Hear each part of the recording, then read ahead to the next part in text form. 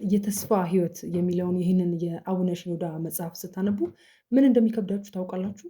ተስፋ መቁረጥ። የእውነት ተስፋ ማለት እንደዚህ ነው እንዴ የሚያስብል ስለሱም ያላችሁን አመለካከት ሙሉ በሙሉ የሚቀይር መጽሐፍ ነው። በአቡነ ሽኖዳ የተጻፈው ይህ መጽሐፍ 15 የሚገራርሙ ምዕራፎች አሉ። እያንዳንዱ ምዕራፍ ተስፋን በሚሞሉ ታሪኮች የተሞላ ነው። በጣም ደግሞ መጽሐፉ ልዩ የሚያደርገው ምን እንደሆነ ታውቃላችሁ? የራሳችሁን ታሪክ አንደኛው ምዕራፍ ላይ ታገኙታላችሁ። ይሄ ታሪክ ተስፋ መስጠት ይችላል እንዴ የምትሉትን ሁሉ በማትጠብቁት መልኩ የሚያስረዳ እጅግ በጣም የተወደደ መጽሐፍ ነው። ሁላችሁም ብታገኙት ገዝታችሁ እንድታነቡት እኔ ሪከመንድ አደርጋችኋለሁ። መጽሐፉን ዩቲዩብ ላይ ሪቪው እንዳደረግላችሁ ከፈለጋችሁ ኮመንት ላይ አሳውቁኝ። ይህ መጽሐፍ ሪቪው ይደረግልን ባላችሁት መሰረት የመጀመሪያውን ምዕራፍ ለመዳሰስ ይኸው ዛሬ እንደ እግዚአብሔር ፍቃድ ተገናኝተናል። ስለሆነም በብዙ ስለምትጠቀሙበት ቪዲዮን እስከ መጨረሻው ድረስ ማየታችሁን እርግጠኛ ሆኑ። የልጁ ሕይወት በመንፈሳዊነት እንዲቀመም የማይፈልግ ወላጅ ማን አለ? ይህንንም ተረድተን ልጆቻችሁ ያሉበት ድረስ መተን የእግዚአብሔርን ፍቅርና ቃል በልባቸው ልንዘራባቸው እኛ ዝግጅታችንን ጨርሰናል። የምንጠብቀው የእናንተ የወላጆችን ፍቃድና ስልክ ብቻ ነው። ጸሎትን፣ መጽሐፍ ቅዱስን፣ የቤተ ክርስቲያንን ስርዓት፣ የቅዳሴ ተስጦ፣ የመጽሐፍ ቅዱስ ልዩ ታሪኮችን እንዲያውቁ ከዛ ውጭ ደግሞ በመንፈሳዊ ልዩ ክህሎቶች እንዲጎለብቱ ከፈለጋችሁ በበገና፣ በዝማሬ፣ በመንፈሳዊ መሳሪያዎችና በምልክት ቋንቋ በቂ እውቀት ባላቸው ሰንበት ተማሪዎቻችን መሰረታዊ እውቀት ልናስጨብጣቸው ይሄው በራችን ክፍት ነው። እምነታችሁን በእኛ ሳይሆን በፈጠራቸው በእግዚአብሔር ጥላችሁ ደውሉልን። ነገ ደስ የምትሰኙበትን መንፈሳዊ ህይወታቸውን አብረን እንገንባ። ሰላም ውድ ቤተሰቦቼ እንዴት ናችሁልኝ? እኔ በጣም ደህና ነኝ፣ እግዚአብሔር ይመስገን። ይህ ዩቲዩብ ነው። በመንፈሳዊ ህይወታችን አብረን የምናድግበት መንፈሳዊ ቻናል ነው። የዩቲዩብ ቤተሰብ የሆናችሁ ሁላችሁ እንዳስለመዳችሁኝ ቪዲዮውን ስትጀምሩ ላይክ በማድረግ መጀመርና ለብዙ የእግዚአብሔር ቤተሰቦች ይዳረስ ዘንድ ሼር ማድረግ አትርሱ። ለዚህ መንፈሳዊ ቻናል አዲስ የሆናችሁ ደግሞ የደውል ምልክቷን በመጫን የዩቲዩብ ቤተሰብ እንድትሆኑ እኔታችሁ በፍቅር ጋብዛችኋለሁ። ዛሬ እንግዲህ ይዤላችሁ የመጣሁት መጽሐፍ በብፁዕ አባታችን በአቡነ ሽኖዳ ተጽፎ በአያሌው ዘኢየሱስ የተተረጎመውን የተስፋ ህይወት የሚለውን መጽሐፍ ነው። ይህ መጽሐፍ 15 ምዕራፎች እና 148 ገጾች ያሉት መጽሐፍ ነው። መጽሐፉ በዋነኝነት የሚያተኩረው ወይም ደግሞ የሚያጠነጥነው ማዕከል ያደረገው ስለ ተስፋ ነው። የተስፋ ህይወት ምን መምሰል እንዳለበት፣ ተስፋ ራሱ ምን እንደሆነ በጣም በሚገራርሙ ታሪኮች፣ በሚገርሙ ምዕራፎች ያካተተ በጣም የተወደደ መጽሐፍ ነው። ዛሬ እንግዲህ እግዚአብሔር በረዳን መጠን ምዕራፍ አንድን ብቻ ነው የምናየው። እግዚአብሔር ከፈቀደ ለሚቀጥሉት ተከታታይ ጊዜያት 15ቱንም ምዕራፎች አንድ በአንድ የምንዳስስ ይሆናል ማለት ነው። ምዕራፍ አንድን ሪቪው ከማድረጌ በፊት የእያንዳንዱ ምዕራፍ ዝም ብዬ ታይትሉን ብቻ ልንገራችሁ። ምዕራፍ 2 ነገር ሁሉ ለበጎ ነው ይላል። ምዕራፍ 3 እናንተ ደካሞች ሸክማችሁ የከበደ ሁሉ ወደ እኔ ኑ እኔም አሳርፋችኋለሁ ይላል።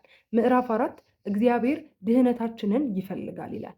ምዕራፍ 5 ከእነዚህ ከታናናሾቹ አንዱን እንዳትንቁ ተጠንቀቁ። ምዕራፍ 6 ደግሞ ሰውን ወዳጅና ሩሩህ እግዚአብሔር ይሰኛል። በምዕራፍ 7 ላይ ያለው ደግሞ እነሆም እኔ ከአንተ ጋር ነኝ በምትሄድባት መንገድ ሁሉ ይላል። ምዕራፍ 8 ከዚህ በፊት ስለ ጸሎት በጠየኳችሁ ጥያቄ ላይ ሪቪው አድርገነው ነበረ። ይህ ሁሉ እንደሚያስፈልጋችሁ የሰማዩ አባታችሁ ያውቃልና ይላል። ምዕራፍ 9 ከእኛ ጋር ያለ እጅ። ምዕራፍ 10 እግዚአብሔርን ተስፋ አድርግ መዝሙረ ዳዊት ላይ ያለቃሉ። ምዕራፍ 11 ድፍረት የሌላቸውን አጽኗቸው፣ ለደካሞች ትጉላቸው ይላል። ምዕራፍ 12 ደግሞ የንስሐ ህይወት መኖር በሰውና በእግዚአብሔር መካከል ያለው ሁለት መንገድ ይሰኛል። ምዕራፍ 13 ላይ ያለው ደግሞ የነገር ፍጻሜ ከመጀመሪያው ይሻላል ይላል። ምዕራፍ 14 ላይ ሁሉን ታደርግ ዘንድ ቻይ እንደሆንክ ሐሳብህም ይከለከል ዘንድ ከቶ እንደማይችል አወቅኩ ይላል። የዚህ መጽሐፍ የመጨረሻው ምዕራፍ 15 ላይ ያለው ርዕስ ምን ይላል? እነሆም በሰማይ የተከፈተ ደጅ ይላል። እንግዲህ እንደሰማችኋቸው ርዕሶቹ በጣም ለማወቅ በውስጣቸው ምን አይነት ነገር እንደያዘ ለማወቅ በጣም እንድትጓጉ የሚያደርጉ ታይትሎች ናቸው። ስለዚህ አሁን ቀጥታ ወደ ምዕራፍ 1 ያም ስለ ተስፋ ምንነት ወደሚያወራው ምዕራፍ እንሂድ። በምዕራፍ 1 ላይ ተስፋ በሚለው ርዕስ ላይ በዋነኝነት የሚነሳው አንደኛ ስለ ተስፋ ምንነት፣ ሁለተኛ ደግሞ ተስፋ የተሰጠው ለሁሉም እንደሆነ፣ ለመጨረሻው ኃጢአተኛ እንኳን ተስፋ እንዳለው ማለት ለሁሉም ሰው ተስፋ እንዳለውና ወደ ምዕራፉ መጨረሻ አካባቢ የተስፋ ህይወት እምነት እንደሚፈልግና ይህን እምነት ደግሞ ገንዘብ ለማድረግ የሚረዱንን ጥቅሶች በማንሳት ምዕራፍ 1ን ይዘጋል። አንዳንዱን ቃል በቃል አነብላችኋለሁ፣ አንዳንዱን ደግሞ እንዲሁ እየተወያየንበት ሪቪው እናደርጋለን ማለት ነው። በመግቢያው ላይ እንግዲህ ይሄ ምዕራፍ በመግቢያው ላይ የሚያነሳው ስለ ተስፋ ምንነት ነው። እንደምታውቁት ቅዱስ ጳውሎስ ለቆሮንቶስ ሰዎች በጻፈው መልእክቱ ላይ 3 ዋና ዋና ተግባራት አሉ። እነዚህ ጸንተው ይኖራሉ ከተባሉት ውስጥ አንደኛው ተስፋ ነው። እነዚህ ሶስቱ ነገሮች እምነት፣ ተስፋ፣ ፍቅር ናቸው። እነዚህ ሶስቱ መልካም ተግባራት የሚባሉት ፍጹም እንደማይነጣጠሉ ሲነግረን እንደዚህ ይላል። እነዚህ ሶስቱ አይነጣጠሉም። ምክንያቱም እምነት ተስፋን ስለሚያመጣ አንድ በእግዚአብሔር ያመነ ሰው በውስጡ ተስፋ አብዝቶ ይኖረዋል። ተስፋ ያደረገ ሰው ደግሞ ለአምላኩ ፍቅር አለው። በዚህም ፍቅሩ ከአምላኩ ጋር ከፍተኛውን ግንኙነት ይጋራል ይላል። ስለዚህ አንዱ አንዱን ይዞ ስለሚመጣ እነዚህ ሶስቱ ነገሮች እንደማይነጣጠሉ መጽሐፉ ይነግረናል። ከዚህ ውጭ ተስፋ ከሰው ዕድሜ ጋር የማይተናነስ ጥንታዊነት እንዳለው ያነሳል። የመጀመሪያው ተስፋ ለአዳምና ለሔዋን እንደተሰጠ፣ ከልጅ ልጅ ተወልጄ አድናለሁ የሚል ተስፋ እንደተሰጠውና ተስፋ ከሰው ልጅ ዕድሜ ጋር እኩያ እንደሆነ ይነግረናል። ከዛ ውጭ ደግሞ ገና ሰዎች ሳይፈጠሩ በስነ ፍጥረት ታሪክ ተስፋ እንዳለ ይነግረናል መጽሐፉ። ማለት ከአዳምና ከሔዋን መፈጠር አስቀድሞ ምድር ነበረች አይደል? ያቺ ምድር ባዶ ነበረች። ባዶ ለነበረችዋ ምድር እንኳን ተስፋ አለ ይለናል መጽሐፉ። እዚህ ጋር እንደውም በቅርቡ አንድ ሄኖክ ኃይሌ በጣም እንደውም ቲክቶክ ላይ ሲመላለስ አይቼዋለሁ። እሱን ቪዲዮ ተስፋ እንደሌለ የምታስብ አይምሮ ባዶ እንደሆነ ኪስ ህይወት ባዶ እንደሆነ የምታስብ ሰው ይሄን አንድ የሚያጽናና ነገር ልንገር ብሎ ምድርን ባዶ ነበረች፣ ምንም በቃ አትታይምም፣ አልተዘጋጀችምም ነበር ይላል እና ምድርን ባዶ አድርጎ በሚያማምሩ እጽዋት በተፈጥሮ ያስዋበ እግዚአብሔር አንተንም እንደዛ ሊያደርግ ይቻለዋል ብሎ ነበር እና ተስፋ አስቡት፣ አዳምና ሔዋን ከመፈጠራቸው በፊትም የነበረ ነገር ነበር። ለምድር ለዛች ባዶ ለነበረችዋ ምድር እንኳን ተስፋ ነበራት ይላል። ስለሆነም እንኳን አይደለም ለሰው ልጅ ለምድር እንኳን ግዑዝ ለሚባሉት ነገሮች እንኳን ተስፋ በጣም አስፈላጊ ነገር እንደሆነ በዚህ መጽሐፍ ላይ በጣም ይብራራል። ሰው ተስፋ ካጣ ባይዞ መኖር ያቆማል። ሰው ሞተ የሚባለው ተስፋ ሲያጣ ነው። ምንም ነገር ሰው አጥቶ መኖር ይችላል። ተስፋ ማድረግ ካልቻለ ግን ኔክስት ዴይ ያ ሰው መኖር አይችልም እና እንደ እስትንፋስ ነው ለሰው ልጅ ተስፋ ማለት እና ሴጣን በቀላሉ እኛን ለመጣል የሚያደርገው ነገር ተስፋ እንድንቆርጥ ማድረግ ነው። አፍተር ኦል የእሱ ፋይናል ግብ እኛን ተስፋ ማስቆረጥ ነው። ከዛ በኋላ ብዙ አይቸግረውም እሱ።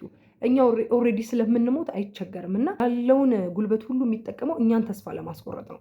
ከዛ በኋላ እንደፈለገ ሊያደርገን ስለሚቻለው ማለት ነው። ይሁን እንጂ ቅድም እንዳልኳችሁ አይደለም ለእግዚአብሔር ልጆች ለግዑዛን እንኳን እግዚአብሔር ተስፋ አለው ይላል መጽሐፉ እና ደስ በሚል ሁኔታ ለሁሉም ሰው ነው ይሄ ተስፋ የተሰጠው እንድንኖርበት ማለት ህይወታችን የሚያስቀጥለው ይሄ ተስፋ ስለሆነ ተለይቶ የተሰጠ ነገር አይደለም። ለክርስቲያኖች ግን በምድር ላይ ብቻ አይደለም ተስፋችን፣ ዋናው ተስፋችን እንደውም በሰማይ ነው ይላል። ከዛ በማስቀጠል በጣም የሚገርመኝ ቅዱስ ጳውሎስ የሚናገረው አንድ ጥቅስ አለ እዚህ መጽሐፍ ላይ ተካቷል። ምን ይላል መሰላችሁ? በዚህች ህይወት ብቻ ክርስቶስን ተስፋ ያደረገን ከሆነ ከሰው ሁሉ ይልቅ ምስኪኖች ነን ይላል። እንዳልኳችሁ ተስፋ ለሁሉ ተሰጥቷል። በጣም ለሁሉ ለጉዛኑ የተሰጠ ነገር ነው። ለእኛ ለክርስቲያኖች ግን ልዩ የሚያደርገው ይሄ ተስፋ በምድር የሚቀር አይደለም። በምድር ላለው ነገር ብቻ ከሆነ ተስፋ ያደረግነው ከኛ በላይ ምስኪን የለም። ስለዚህ እኛ ተስፋ ልናደርገው የሚገባው የዘላለሙን የሰማዩን ህይወት ነው ይላል። ከዚህ ታይትል በዋነኝነት የምንረዳው ለሁሉ ተስፋ እንደተሰጠ እንደ ክርስቲያን እኛ ግን ምድራዊውን ነገር ብቻ ተስፋ ማድረግ እንደሌለብን ይልቁንም ሰማያዊውን ነገር ተስፋ ማድረግ እንዳለብን ይነግረናል። ግን ብዙዎቻችን አሁን የምንቸገረው ምንድን ነው? ተስፋ በማጣት አይደል? እግዚአብሔር እንደተወን እንደረሳን፣ ምንም በቃ ተስፋ እንደሌለን እናስባለን። ስለዛም ይሄ መጽሐፍ በሚገራርሙ ታሪኮች ለሁሉ ሰው እንዴት ተስፋ እንዳለው እንኳን አይደለም ለእኛ ለክርስቲያኖች ለሁሉም ተስፋ እንዳለው በሚገራርሙ ታሪኮች ያነሳል። አሁን ላይ ተስፋ ለቆረጠ ሰዎች በጣም ስለሚያግዝ ነው ይሄንን ቃል በቃል ማነብላችሁ። በመስቀል ላይ ተሰቅሎ ሳለና ለህይወቱ ወሳኝ በነበረችው ሰዓት ለወንበዴው ለፊያታዊ ዜማን ተስፋ ነበር። በዘመኑ ቀረጥ ሰብሳቢ ለነበረውና በሰዎች ላይ ከፍተኛ በደል ያደርስ ለነበረው ለዘኪዎስ ተስፋ ነበር። 7 አጋንንት የነበሩባትና በኋላ የጌታን ትንሣኤ ለ11 ሐዋርያት ታበስር ዘንድ ለተላከችው ለመግደላዊት ማርያም ተስፋ ነበር። ከዚህም በተጨማሪ የአትክልት ሰራተኛው ጌታ ሆይ ዙሪያዋን እስክኮተኩትላትና ፋንድያ እስካፈስላት ድረስ በዚህች ዓመት ደግሞ ተዋት፣ ወደፊትም ብታፈራ ደህና ነው፣ ያለዚያ ግን ትቆርጣታለህ በማለት ለተናገረላትና ለ3 ተከታታይ ዓመታት ፍሬ ለመስጠት ላልቻለችው በለስ ተስፋ ነበር። አያችሁ አይደለ? በቃ ሊስት ለሚባለው ሁሉ ተስፋ አለ።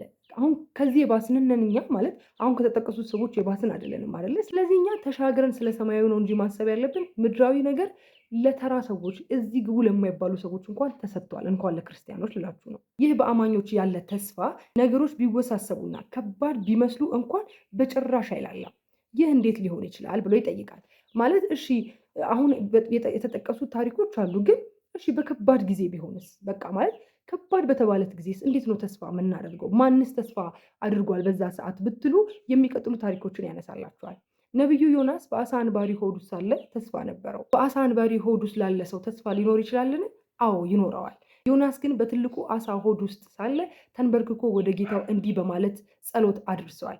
እኔም ከዓይን ፊት ተጣልኩ፣ ነገር ግን ወደ ቅዱስ መቅደስ ደግሞ እመለከታለሁ አልኩ። በእሳት መካከል ለተወረወሩት ለሶስቱ ብላቴናዎችና በተራቡ አናብስት ጉድጓድ ውስጥ ለተጣለው ለዳንኤል ተስፋ ነበር። አስባችሁታል?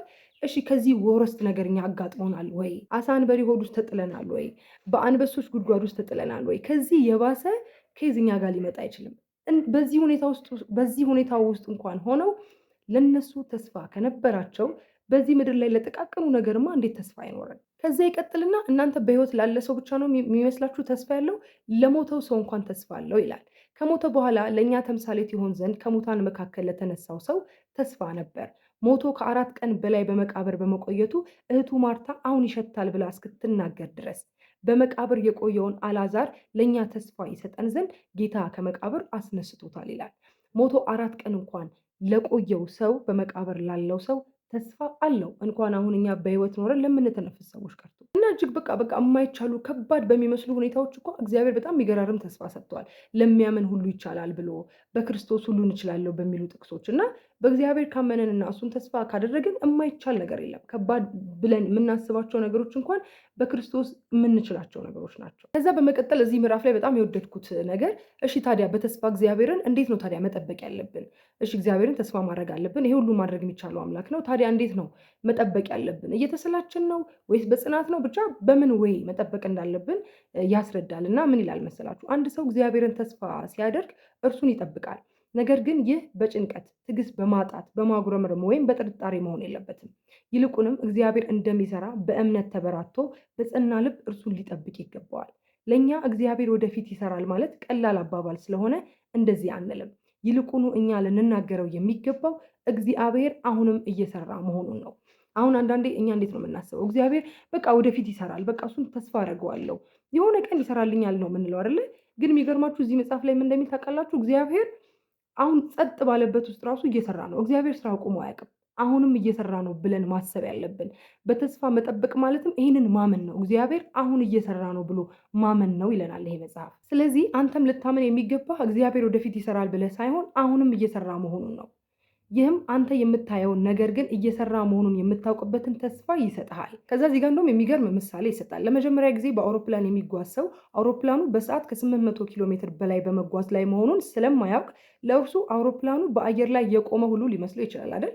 ግን አውሮፕላኑ በሚገርም ፍጥነት እየሄደ ነው፣ እየተንቀሳቀሰ ነው። ልክ እንደዚህ ሁሉ እግዚአብሔር ጸጥ ያለ ዝም ያለ ዞር ያለ ሊመስለን ይችላል። ግን በዛ ሰዓት ራሱ እየሰራ እንደሆነ ማመን ነው እግዚአብሔርን መጠበቅ ማለት ነው። ይህንንም ምሳሌ ሲደግፍ እንዲህ ይላል፣ እግዚአብሔር መስራቱን ልታይ ባትችልም በስራው ልታመን ይገባሃል። በማስከተልም በኋላ ከምትመለከተው ስራ ውጤት በመነሳት ተስፋ ታሳድራለህ ወይም ተስፋ ይኖርሃል። በመከራ ጊዜ በእግዚአብሔር ተስፋ የሚያደርግ ሰው ዳዊት በመዝሙሩ ካቀረበው ቃል ተጠቃሚ ይሆናል። ሰራዊትን ቢሰፍርብኝ ልቤ አይፈራም፣ ሰልፍን ቢነሳብኝ በዚህ ይተማመናለሁ። ይህ መተማመን በእግዚአብሔር ስራ ተስፋ ከማድረግ የሚመጣ ነው እና ይሄ መተማመን በውስጥ ሲኖርህ ምንም የሚያስፈራህ ነገር የለም። እግዚአብሔር እየሰራ እንደሆነ ታምናለህ፣ ሳታየውም እርግጠኛ ትሆናለህ በዛ ጉዳይ ላይ ማለት ነው። ተስፋ ያለ ሰው ምን እንደሚመለከት ይሄ መጽሐፍ ሲነግር እንዲህ ይላል። ተስፋ ያለ ሰው የሚመለከተው መከራዎቹን ሳይሆን መከራዎቹን እንዲያሸንፍ የሚያደርገው እግዚአብሔርን ነው። ጌታ ዓለምን አሸንፌዋለሁ በማለት ተናግሯል። ስለሆነም አንድ ሰው እንዲህ ያለውን የተስፋ ቃል እስከ ሕይወቱ መጨረሻ ጊዜ ድረስ በማንኛውም ቦታና በማንኛውም ሁኔታ ሊኖረው ይገባል።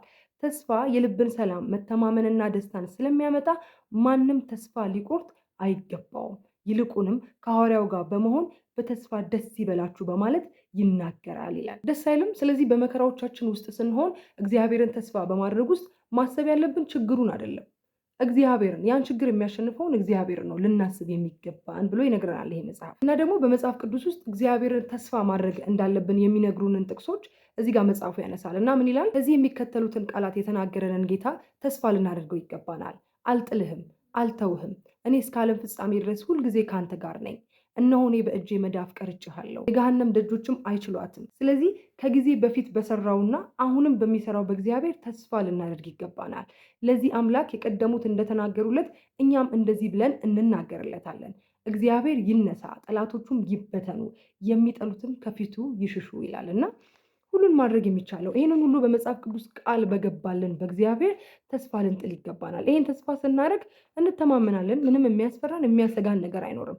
ከችግሩ በላይ የሚያሸንፈውን እግዚአብሔርን ስለምናይ ማለት ነው። ታዲያ መጽሐፉ እንዲህ ካለ በኋላ ተስፋ ማድረግ ያለብን እግዚአብሔር እንደሆነ ከነገረን በኋላ ታዲያ ተስፋ ማለት ምንድን ነው ብሎ እንደዚህ ይላል። ተስፋ ማለት በእግዚአብሔር እውነተኛ ቃል ኪዳን ላይ ጽድቅ በሆነው ዘላለማዊ ሕይወትና በደስታ በተሞላው ትንሣኤ ላይ የምናደርገው ተስፋ ነው ይላል። ስለዚህ በተለይኛ ክርስቲያኖች ተስፋ ብለን ስንናገር የምናወራው ስለ ዓለማዊ ጉዳይ ሳይሆን በሰማያት ስላለው መኖሪያችን ነው ይላል። ምክንያቱም የምድራዊ ነገርማ እንደነገርኳችሁ ነው፣ በጣም ሲምፕል ነበር፣ አሁን እንደሰማችሁት ታሪኮች ማለት ነው። ስለዚህ እንደ ክርስቲያን እኛ ተስፋ ማድረግ ያለብን በምድር ስላለው አይደለም። እግዚአብሔርን ተስፋ ማድረግ ያለብን ይልቁንም በሰማይ ስላለው ነው ብሎ ተስፋ ማለት በሰማይ ያለውን ማድረግ እንደሆነና ተስፋ ራሱ ኢየሱስ ክርስቶስ እንደሆነ ይነግራል ይሄ መጽሐፍ። ለምን መሰላችሁ? አሁን የላይኛውን ነገር ስታስቡ ታች ያለው ነገር በጣም ተራ ነው የሚሆንባችሁ አይደለ? እዚህ በምድራዊ ነገር ግን በጣም ስንጨናነቅ ያ በጣም እየራቀን ይመጣል። ያን ትልቁን ኢሜጅ ስለ ሰማይ ካሰብን ግን እዚህ ምድራዊ ነገር በጣም ተራ ይሆንና ይቀልልናል። እና ስለሆነም በተስፋና በማያቋርጥ ደስታ ውስጥ እንኖራለን። ይሄን የምናስብ ከሆነ ሀሳባችንን ሁሉን መልካም አድርጎ መለወጥ በሚቻለው በእግዚአብሔር ላይ እንጂ በራሳችን ወይም በዓለማዊ ነገሮች ላይ ስለማንጥል ሰላም በልባችን ይሞላል። ለዛ ነው ስለ ሰማይ የሚያስብ ሰው አይታችሁ ከሆነ በጣም ይንቀዋል ምድሩን። ምድር ደግሞ ስትንቋት ነው ወደ እናንተ እኮ የምትመጣው። ማለት ምድራዊ ነገር በጣም ስትንቁት ወደ እናንተ ይመጣል፣ ይፈልጋችኋል። ለዛ ነው ሰማያዊ ነገር የሚያስቡ ስለ ሰማይ ቤታቸው የሚያስቡ ሰዎች በቃ ይንቋታል ምድሯን።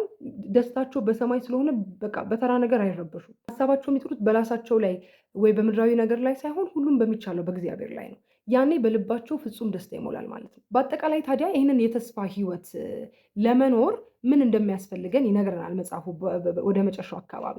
ስለዚህ ይሄ የተስፋ ህይወት እምነት ይፈልጋል ይላል። ምክንያቱም አንድ ሰው ካላመነ ተስፋ ማድረግ አይችልም አይደለ? ስለዚህ የግዴታ እምነት እንደሚያስፈልግ ይነግረናል። ይሄ በጣም ስለሚጠቅማችሁ በደንብ ላመብላችሁ።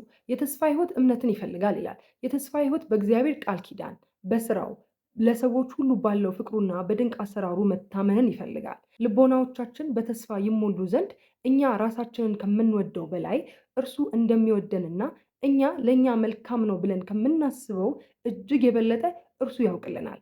እኛ ተቃራኒውን ልናስብ ብንችልም እግዚአብሔር ለአንተ የሚሰራው ድንቅ ስራ ከረቂቅ ጥበቡና ከመልካምነቱ የመነጨ መሆኑን ማወቅ ያስፈልጋል። አንተ በእግዚአብሔር እጅ ብቻ እንጂ በሌሎች ሰዎች እጆች ውስጥ በዲያብሎስ እጆች ውስጥ ወይም ደግሞ ለአጋጣሚና ለፈተና የተጋለጥክ አለመሆንን ልታውቅ ይገባል። ማለት በማን እጅ እንደሆነን ማመን ያስፈልገናል የተስፋ ህይወት እንዲኖረን ማለት ነው። አንተ በእግዚአብሔር እጅ ያለህና በመዳፉ ላይ የተቀረስክ ነህ። እርሱ ከክንፎቹም በታች ተማምነ እንድትጠለል አድርጎሃል። እርሱ በቀንና በሌሊት ከአንተ ጋር ነው፣ መውጣትና መግባትንም ይጠብቃል። እርሱ ስለሚወድህም ልጄ ብሎ ጠርቶሃል። እርሱ እረኛ ስለሆነም ምንም የሚያሳጣህ ነገር የለም። እኛ ሁላችን የእግዚአብሔር ስለሆንን የጋጣው በጎች ነን። እርሱም መልካም እረኛ ስለሆነ በጎቹን አይዘነጋም፣ እንደ አባትነቱም ልጆቹን አይረሳም። ልክ በእነዚህ ነገሮች ስንተማመን የተስፋ ህይወት ሊኖረን ግድ ነው። ራሱ በቃ ግዴታ ይኖረናል ማለት ነው በዚህ ስንተማመን። ስለዚህ ችግር ሲገጥመህ እግዚአብሔርን የምትጠባበቅ ከሆንክ እርሱ ያድንሃልና ተደላድለህ ትቀመጣለህ። በዚህ ጊዜም የመዝሙረኛውን ምክር መርህ አድርግ፣ እግዚአብሔርን ተስፋ አድርግ። እዚህ ላይ መዝሙረኛው ጌታን እንዲሁ ዝም ብለን በተስፋ እንድንጠብቀው ብቻ ሳይሆን ከጽናት ጋር እንድንጠብቀው ነው የመከረን። ጌታን በመሸበር ወይም በዝለት ወይም በማጉረምረም ወይም ደግሞ እግዚአብሔር እስካሁን ለምን ይህንን አልፈጸመም፣ ፍቅሩስ ወዴት ነው፣ ስራውስ ወዴት ነው እያልክ በመቃወም አትጠብቀው። የእግዚአብሔርን ስራና የጸሎታችንን ውጤት በመጠራጠር አንጠብቀው። በውስጣችን የደከመና የዛለ መንፈስ ይዘን አንጠብቀው። እነዚህ ሁሉ ነገሮች የተስፋ ህይወት ባላንጣዎች ናቸው። ልክ ለተስፋ ህይወት እምነት አስፈላጊ እንደሆነ መጠራጠር፣ መዛል፣ ተስፋ መቁረጥ፣ እያጉረመረሙ መጠበቅ ለተስፋ ህይወት ደግሞ ተቃራኒ ናቸው ወይም ባላንጣዎች ናቸው ይለናል መጽሐፉ። እንዲህ ያለ ሰው ግራ የተጋባ ወይም የዛለ ወይም የፈራ ወይም አእምሮ የተረበሸ ወይም ተስፋው የጠፋበት ሰው ነው። በአንጻሩ እግዚአብሔርን በተስፋ የሚጠብቅ ሰው ደግሞ እንዲህ ባለው ተስፋ ውስጥ ኃይል የተሰጠው ሰው ነው። ይህንን በማስመልከት ነቢዩ ኢሳይያስ እንዲህ ይላል፣ እግዚአብሔርን በመተማመን የሚጠባበቁ ግን ኃይላቸውን ያድሳሉ፣ እንደ ንስር በክንፍ ይወጣሉ፣ ይሮጣሉ፣ አይታክቱም፣ ይሄዳሉ፣ አይደክሙም ይላል። ኃይላቸውን ያድሳሉ የሚለው ቃል ምን ማለት እንደሆነ ታውቃላችሁ? ይህ ማለት ዲያብሎስ በድካምና ግራ በማጋባት ቢዋጋቸውም እንኳን የእግዚአብሔርን ቃል ኪዳንና መለኮታዊ ጥበቃውን ሲያስታውሱ ኃይላቸው ወይም ብርታታቸው ይታደስላቸዋል ለማለት ነው። አሁን አንዳንዴ ጽኑ ሰዎች ራሱ ሲደክሙ አታያቸውም? ጠብቀው የሆነ ሰው ስለሆኑ የመዛል ስሜት ይሰማቸዋል። በዚህ ጊዜ ግን እነዚህን ቃል ኪዳኖች ሲያስቡ እንደገና ኃይላቸውን ያድሳሉ። እግዚአብሔር መዳፍ እንደተቀረጹ እንደማይተዋቸው የገባላቸውን ቃል ኪዳን ሲያስቡ እንደገና ኃይላቸውን ማደስ ይችላሉ እና በማጉረምረም በመሰላቸት አይደለም እግዚአብሔርን መጠበቅ ያለብን፣ በጽናትና በመተማመን ነው እሱን መጠበቅ ያለብን። ያን ጊዜ ኃይላችን ይታደሳል። ጌታን የሚጠብቁ ሰዎች በሙሉ ሰዎችን ሁሉ በሚወደው አምላክ ወሰን የሌለው እምነት አላቸው። ከዚህ በተጨማሪ ከኛ የሰው ሰውኛ መረዳት በላይ በሆነው ድንቅ ጥበቡም ይታመናሉ። እንደዚህ አይነቶቹ ሰዎች እግዚአብሔር ምንጊዜም ሳንጠይቀው በፊት የሚሰጠን አምላክ መሆኑንና ብንጠይቀው ደግሞ የበለጠ አስበልጦ እንደሚሰጠን የሚያምኑ ሰዎች ናቸው። እነዚህ ሰዎች እኛ የጠየቅነው ሳይሆን እርሱ የሚጠቅመንን እንዲሰጠን ከማወቃቸውም በላይ እኛ የጠየቅነው የማይጠቅም መሆኑን ጠንቅቀው ያውቃሉ። ስለዚህ በተስፋ ህይወት ውስጥ የእግዚአብሔር ጥበብ ህይወትን እንደሚመራ ልታመን ይገባሃል። በምታቀርበው ጥያቄ ላይ ችክ አትበል፣ ይልቁንም ፈቃድ ይሁን በል። ይህንንም አባባልህን በደስታ ሳትከፋና ሳታዝን ተናገረው። በእኛ ያልታወቁ ብዙ ነገሮች ሲኖሩ በእግዚአብሔር ዓይን ፊት ግን የተገለጡና የታወቁ ናቸው ይላል። ስለዚህ የተስፋ ህይወት እምነት ይፈልጋል። በእግዚአብሔር ተማምኖ አንድ ሰው ችክ አይደለም የሚለው የሚጠይቀው ነገር ላይ እንደ ፈቃደ ይሁን ብሎ እሱ ላይ ነው የሚጥለው። ባለፈው ስለ ጸሎት ባወራነው ነገር ላይ እንዳነሳ ነው ማለት ነው። እንደነዚህ አይነት ሰዎች እነሱ ከሚያዩት ባሻገር እግዚአብሔር እንደሚያይ ስለሚያምኑ የሆነ ነገር ጠይቀው ችክ አይሉም፣ ይልቁን ፈቃዱን ይጠይቃሉ። አንዳንዴ እንደዚህ የምንለው ነገር አለ አይደለ? በቃ ይሄ መተማመን በውስጣችን ሲጠፋ በእኛ በራሳችን እውቀት ለመሄድ እንፈልጋለን። እንዴት ዘገየ? አሁን ነበር እኮ እግዚአብሔር መስማት ያለበት እያለን እንጨቃጨቃለን። ለዚህ ደግሞ ይሄ መጽሐፍ ምን ይለናል መሰላችሁ? ምናልባት አንተ የጠየቅከው ነገር ለአንተ የማይጠቅም ከሆነ ወይም ጊዜው አመቺ ካልሆነ እግዚአብሔር ይህንን ሁሉ በሚገባ ስለሚያውቅ የጥያቄን መልስ ሊያስተላልፈው ወይም ሊያራዝመው ይመርጣል። ስለዚህ አንተ ትሁት ሁንና የእግዚአብሔር ጥበብ ሁሉን እንዲያደርግ ፍቀድ። የጌታን መምጣትም ተማምነህ ጠብቅ። ከእግዚአብሔር ጥበብ ከመታመን ይልቅ በራሳችን ጥበብ መታመናችን እንዴት ያለ አሳፋሪ ነገር ነው። ብዙ ጊዜ የተለያዩ መፍትሄዎችን የተመረጡና የተዋጣላቸው ናቸው ብለን እናስቀምጣቸዋለን። እግዚአብሔር ግን እኛ ካሰብነው እጅግ የበለጠና በእኛ ሕሊና ውስጥ ያልተከሰተልን ሌላ የበለጠ መፍትሄ ይኖረዋል። ስለሆነም እግዚአብሔርን በማመን መፍትሄዎቹን በተስፋ ልንጠብቅ ይገባል ይላል። የኛ አእምሮ በጣም ውስና ታውቃላችሁ። ማለት እኛ ሳንፈጠር እኮ እግዚአብሔር ነበር የፈጠረን እሱ ነው እና አንዳንዴ ራሳችን እንዴት ለራሳችን እናውቃለን ብለን የምንከራከረው ነገር ያስገርማል። እና ሁሉን ለሱ መተው ነው፣ ሁሉን ለሱ መስጠትን፣ እሱ ላይ መተማመንን የመሰለ ነገር የለም። በመጨረሻ መጽሐፉ ይህንን ምዕራፍ በምን ያጠቃልለዋል መሰላችሁ? የተስፋ ህይወት እምነት ይፈልጋል ብለናል። ታዲያ ይህንን እምነት ደግሞ ገንዘብ እንድናደርግ የሚረዱንን ጥቅሶች በመንገር ይህንን ምዕራፍ ያጠቃልላል ማለት ነው። የእግዚአብሔርን ጥበብና ፍቅር ስናምን በተስፋ የተሞሉትን ቃል ኪዳኖቹን ልናምን ይገባል። ይህ ማለት ከዚህ በታች የተጠቀሱትን እውነተኛ ቃል ኪዳኖቹን እናምናለን ማለት ነው። እነዚህ እምነትን ገንዘብ እንድናደርግ የሚረዱን ጥቅሶች ናቸው። እኔ እስከ ዓለም ፍጻሜ ድረስ ሁልጊዜ ከእናንተ ጋር ነኝ። እኔ የአባትህ የአብርሃም አምላክ ነኝና አትፍራ። እኔ ካንተ ጋር ነኝና አባርክሃለሁ። በሕይወትህ ዕድሜ ሁሉ ማንም አይቋቋምህም። ከሙሴ ጋር እንደነበርኩ እንዲሁ ካንተ ጋር እሆናለሁ። በምትሄድበት ሁሉ አምላክ እግዚአብሔር ካንተ ጋር ነውና ጽና፣ አይዞ፣ አትፍራ፣ አትደንግጥ። አንተ ታናሽ መንጋ፣ መንግስትን ሊሰጣችሁ የአባታችሁ በጎ ፈቃድ ነውና አትፍሩ። እኔ ካንተ ጋር ነኝ። ማንም ክፉ ሊያደርግብህ የሚነሳብህ የለምና አትፍራ። ከአንተ ጋር ይዋጋሉ፣ ነገር ግን አድንህ ዘንድ እኔ ካንተ ጋር ነኝና ድል አይነሱህም። እነዚህ አሁን ያነበብኩላችሁ በተለያየ የመጽሐፍ ቅዱስ ክፍሎች ላይ ያሉ ጥቅሶች ናቸው። ምን የሚያደርጉን? እምነትን ገንዘብ እንድናደርግ የሚረዱን ጥቅሶች ናቸው። ስለዚህ በዛላችሁ ጊዜ፣ እግዚአብሔር ላይ መተማመን በከበዳችሁ ጊዜ እነዚህን ጥቅሶች ስታነቧቸው፣ ወደኋላ መለስ ብላችሁ ስታስቧቸው ኃይላችሁን ታድሳላችሁ ማለት ነው። ልክ እንደዚህ ሁሉ በመዝሙረ ዳዊት ውስጥ ብዛት ያላቸው የተስፋ ቃላቶች አሉ። ዳዊት የምትደግሙ ሰዎች ይህን በደንብ ትረዳላችሁ። ስለዚህ በሕይወት ተስፋ ማድረግ በሚገባህ ጊዜ ሁሉ እነዚህን ጥቅሶች በማስታወስ ልታነባቸው ይገባሃል። ለምሳሌ በአጠገብህ 1000 በቀኝም 10,000 ይወድቃሉ፣ ወደ አንተ ግን አይቀርቡም። በዓይኖች ብቻ ትመለከታለህ፣ የኃጥአንንም ብድራት ታያለህ። በመንገድህ ሁሉ ይጠብቁ ዘንድ መላእክቱን ስላንተ ያዛቸዋልና። በተኩላና በእባብ ላይ ትጫማለህ፣ አንበሳውንና ዘንዶውን ትረግጣለህ። በእኔ ተማምነዋልና አስጥለዋለሁ፣ ስሜንም አውቋልና አጋርደዋለሁ። እግርህን ለመናወጥ አይሰጠውም። እግዚአብሔር ይጠብቅሃል። እግዚአብሔር ከክፉ ሁሉ ይጠብቅሃል፣ ነፍስንም ይጠብቃታል። ከዛሬ ጀምሮ እስከ ዘላለም እግዚአብሔር መውጣትህንና መግባትህን ይጠብቃል ብሎ መዝሙረኛው ዳዊት እነዚህን የመሳሰሉ የተስፋ ቃላትን እግዚአብሔርን እንድንጠብቅ በእሱ ላይ ተስፋ እንድናደርግ የሚያደርጉ ቃላቶችን ይነግረናል ማለት ነው። ስለዚህ በቃ ነፍሳችን ስትል እነዚህን ማየት በጣም ይረዳናል። በመጨረሻ ይሄ ምዕራፍ ምን ይላል? እነዚህ ሁሉ ጥቅሶች ተስፋንና የተጠናከረ ልብን በሰው ውስጥ ይፈጥራሉ። እግዚአብሔር ከቅዱሳኑ ጋር የተናገረውን ስታስታውስ ደግሞ ተስፋ በውስጥህ ይበልጥ ይለመልማል። እነዚህን ሁሉ ካስታወስክ ልብህ በተስፋ ከመሞላቱም በላይ ጌታን በእምነት ትጠብቀዋለህ ይላል። እንግዲህ ተስፋ በሚል ርዕስ አሁን ያየነው ምዕራፍ አንድ ይሄንን ይመስላል። ስለ ተስፋ ምንነት፣ እንዴት መጠበቅ እንዳለብን፣ ተስፋ እምነት እንደሚፈልግ፣ እምነትን በውስጣችን የሚያነሳሱ ጥቅሶችን በመናገር ነው ይሄ ምዕራፍ የሚዘጋውና ትንሽ ነገር እንደተማራችሁበት ተስፋ አደርጋለሁኝ። ስለሆነም እግዚአብሔር አምላኩ የሆነ ሰው፣ መጽሐፍ ቅዱስ ያለው ሰው፣ በክርስቶስ የሚያምን ሰው ተስፋ መቁረጥ ለሱ በጣም የሚከብደው ነገሩ ነው። በቃ ማለት ተስፋ መቁረጥ ነው እናንተ ላይ ተስፋ የሚቆርጠውና በፍጹም ይሄን ነገር በውስጣችሁ አታድርጉ። ይሄ ስሜት አይሰማንም አይባልም። ሲሰማን ግን እንዴት ከዚህ መውጣት እንዳለብን አሁን ለማየት ሞክረናል። እግዚአብሔር ቢወድና ቢፈቅድ ደግሞ ቀጣዮቹን ምዕራፎች እንደዚሁ የምናይ ይሆናል። በዚህ ጉዳይ ላይ ያላችሁን ሀሳብ፣ አስተያየት፣ ተስፋ ባጣችሁ ጊዜ ምን ትዝ እንደሚላችሁ፣ ስለ ተስፋ ያላችሁን አመለካከት፣ ማንኛውንም አስተያየት ብትሰጡኝ እጅግ በጣም ደስ ይለኛል። እንማማርበት፣ እንወያይበት። ቀጣዩን ደግሞ ምዕራፍ አብረን የምናይ ይሆናል። ስለዚህ እግዚአብሔር እድሜ ሰጥቶን ከተገናኘን በሚቀጥለው በሌላ ቪዲዮ እመጣለሁኝ። እስከዛው ድረስ በያላችሁበት ሰላም ሆኖልኝ። ሁሌም እንደምንለው ክርስቲያናዊ መንፈሳዊነት ዘላለማዊነት ነውና እግዚአብሔርን ተስፋ አድርገን በእርሱ ተማምነን የምንናፍቃትን ተስፋ የምናደርጋትን መንግስቱን ለመውረስ የበቃን ያድርገን።